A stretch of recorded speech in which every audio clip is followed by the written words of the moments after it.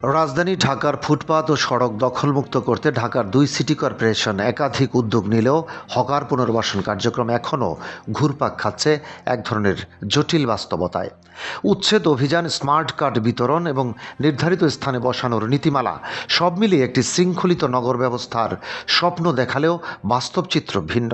Smart card পেয়েও নির্ধারিত স্থানে না বসে আবারও আগের মতোই ফুটপাত ও সড়ক দখল করছেন অনেক হকার। গুলিস্তান, নিউ মার্কেট ও মিরপুর এলাকায় বিভিন্ন জায়গা চিহ্নিত করা হলেও সেসব স্থানে হকারদের উপস্থিতি প্রায় নেই বললেই চলে। বরং আগের মতোই মূল সড়ক ও ফুটপাত জুড়ে চলছে তাদের ব্যবসা। নীতিমালা অনুযায়ী হকারদের ডিজিটাল স্মার্ট কার্ড দেওয়া হচ্ছে, যেখানে কিউআর কোডের মাধ্যমে ব্যবসার ধরন ও নির্ধারিত স্থান জানা যাবে। মাসিক ১০০ টাকা বা বার্ষিক ১,০০০ টাকা ফি নির্ধারণ করা হয়েছে। ১৮ বছরের নিচে কেউ নিবন্ধিত হতে পারবে না এবং এক পরিবার থেকে কেবল একজনই সুযোগ পাবেন। ফুটপাতে বসার ক্ষেত্রে পথচারীদের জন্য অন্তত ৫ ফুট জায়গা রাখার নিয়ম রাখা হয়েছে।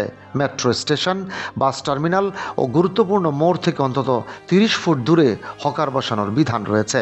সাপ্তাহিক ও ছুটির দিনে নির্দিষ্ট স্থানে হলিডে মার্কেট এবং সন্ধ্যা ৬টা থেকে রাত ১০টা পর্যন্ত সান্ধ্যকালীন বাজার চালুর পরিকল্পনাও রয়েছে। তবে খেলার মাঠ, স্কুল, কবরস্থান বা উপাসনালয়ে হকার বসানো নিষিদ্ধ করা হয়েছে।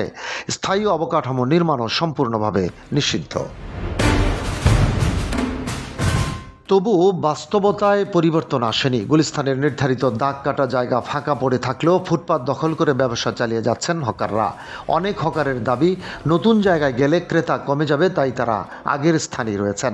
কারো কারো অভিযোগ, শুধু সিটি কর্পোরেশন নয়, স্থানীয় চাঁদাবাজদের চাপও তাদের নির্ধারিত স্থানে যেতে বাধা দিচ্ছে। প্রতিদিন প্রায় ২০০ টাকা পর্যন্ত লাইনম্যান চাঁদা দিতে হয় বলেও অভিযোগ উঠেছে। অন্যদিকে সিটি কর্পোরেশন বলছে, তালিকা ও কার্ড প্রক্রিয়া সম্পন্ন হওয়ার আগ পর্যন্ত মানবিক কারণে হকারদের সুযোগ দেওয়া হয়েছে। তালিকা চূড়ান্ত হলে কঠোরভাবে নীতিমালা বাস্তবায়ন করা হবে।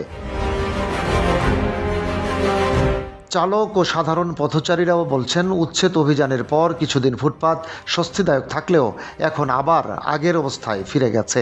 ফলে যানজট ও চলাচলে ভোগান্তি বাড়ছে। নগর পরিকল্পনাবিদদের মতে, পরিকল্পনায় ঘাটতি ও বাস্তবায়নের দুর্বলতার কারণে এই উদ্যোগ কার্যত গোলকধাঁধায় পরিণত হয়েছে।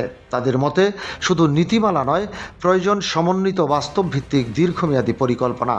সব মিলিয়ে ঢাকার হকার পুনর্বাসন কার্যক্রম এখন এক অনিশ্চিত অবস্থায় দাঁড়িয়ে আছে, যেখানে নীতিমালা আছে, স্মার্ট কার্ড আছে, কিন্তু শৃঙ্খলা এখনও অধরা।